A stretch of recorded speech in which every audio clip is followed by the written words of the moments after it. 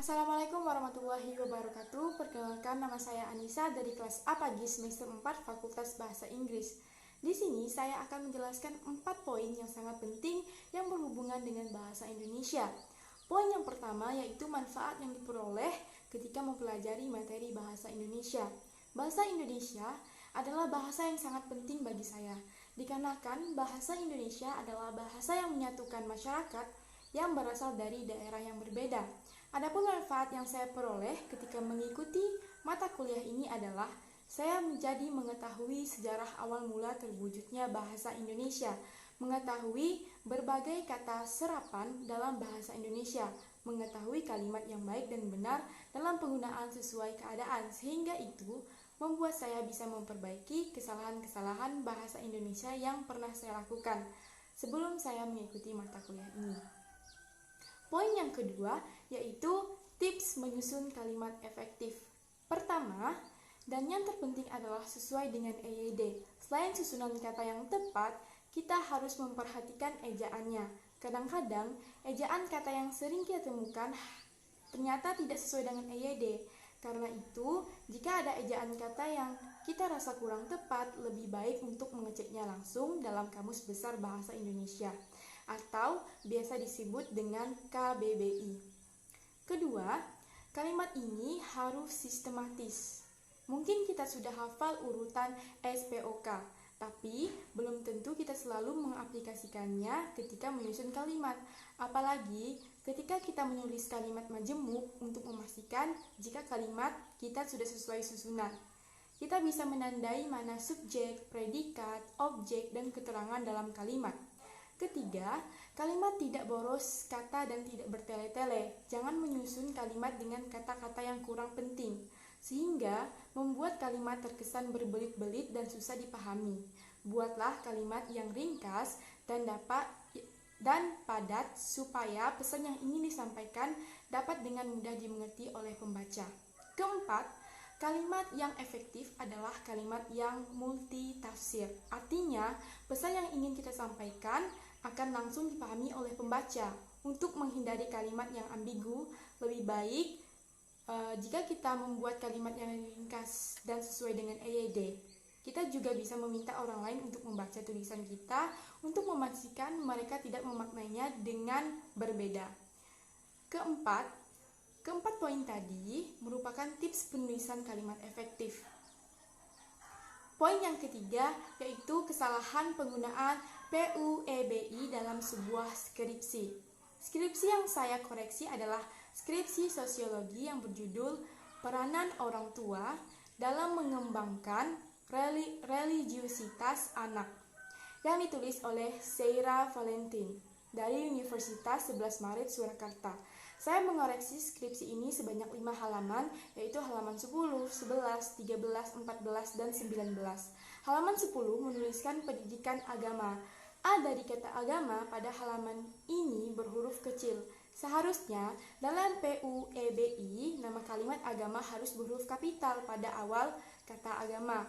Halaman 11 menuliskan kalimat petikan langsung. Pendidikan berlangsung seumur hidup dan dilaksanakan dalam lingkungannya sekolah, rumah tangga, dan masyarakat. Dalam petikan ini, huruf P pada kata pendidikan, huruf awalnya kecil. Seharusnya P tersebut berhuruf besar karena kalimatnya merupakan petikan langsung. Selanjutnya yaitu di halaman 13 menuliskan kalimat yang diperoleh orang tua status dalam kelas sosial tertentu. Dalam kata ini, huruf O pada kata orang tua berhuruf kecil.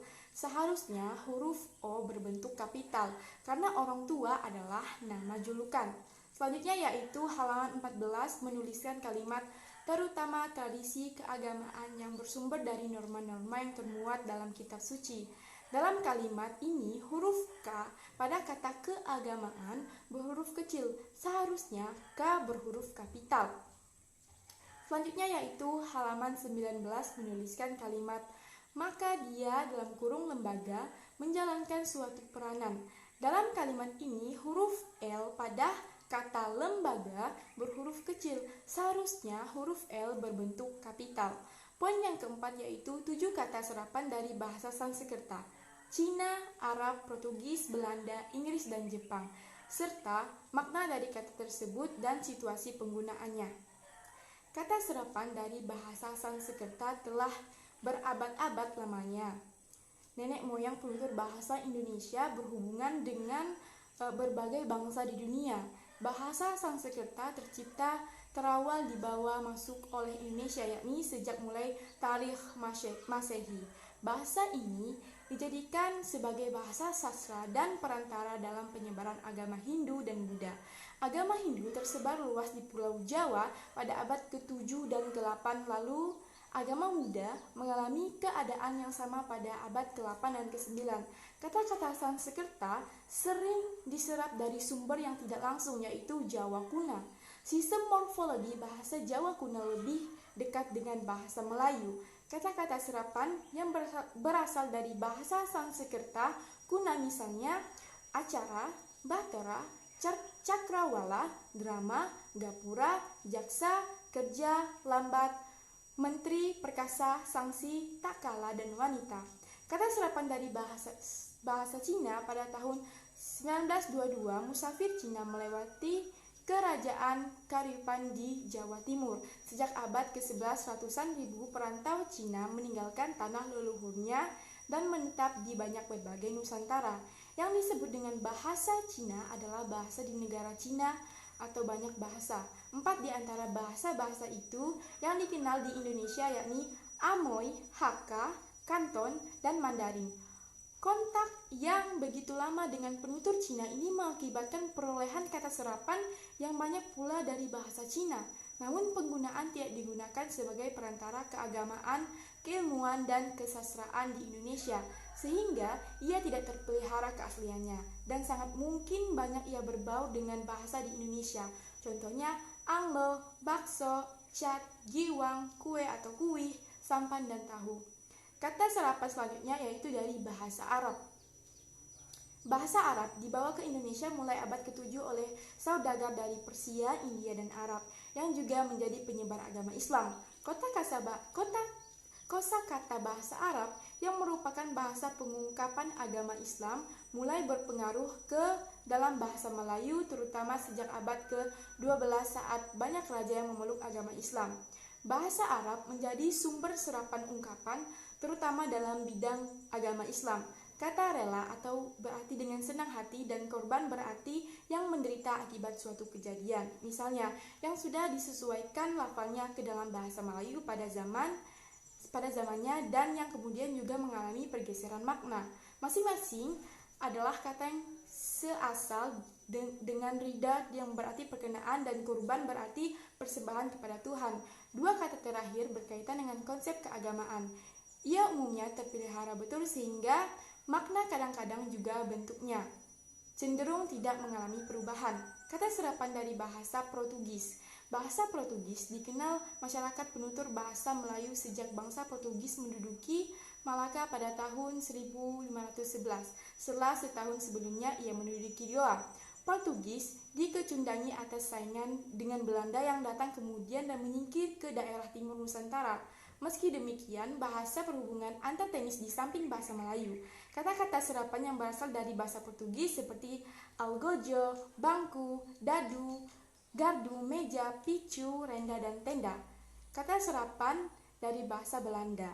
Belanda mendatangi Nusantara pada awal abad ke-17. Bahasa Belanda tidak sepenuhnya dapat menggeser kedudukan bahasa Portugis karena pada dasarnya bahasa Belanda lebih sukar untuk dipelajari. Lagi pula, orang-orang Belanda sendiri tidak suka membuka diri bagi orang-orang yang ingin mempelajari kebudayaannya, termasuk bahasanya. Hanya saja, penduduknya semakin luas meliputi hampir di seluruh negeri dalam kurun waktu lama yaitu 350 tahun penjajahan Belanda di Indonesia. Belanda juga merupakan sumber utama untuk menimba ilmu bagi kaum pergerakan.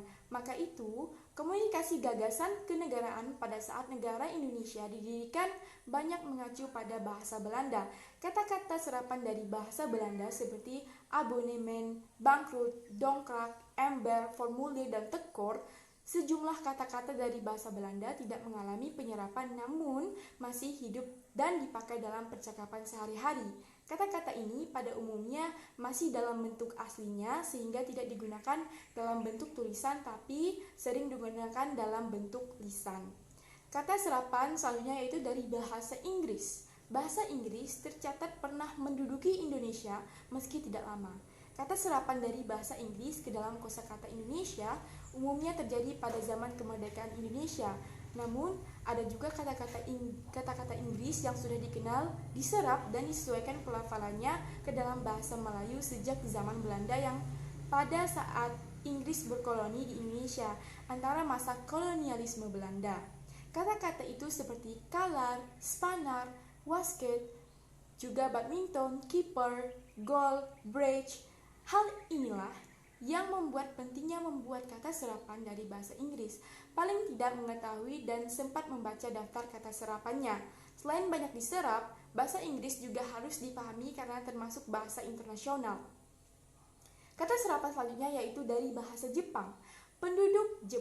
Pendudukan Jepang di Indonesia yang selama 3,5 tahun tidak meninggalkan warisan yang dapat bertahan melewati beberapa angkatan. Kata-kata serapan dari bahasa Jepang yang digunakan umumnya bukanlah hasil hubungan bahasa pada masa pendudukan, melainkan imbas kekuatan ekonomi dan teknologinya. Dalam bahasa Jepang, kata-kata dari bahasa asing mudah dikenal karena ditulis dalam aksara katakana. Juga disebut kata gano. Kata kana di antara kata-kata bahasa asing misalnya miruku yang berartikan susu dan noto yang berartikan buku catatan. Mungkin cukup sekian yang dapat saya sampaikan. Kurang dan lebihnya saya mohon maaf. Wassalamualaikum warahmatullahi wabarakatuh.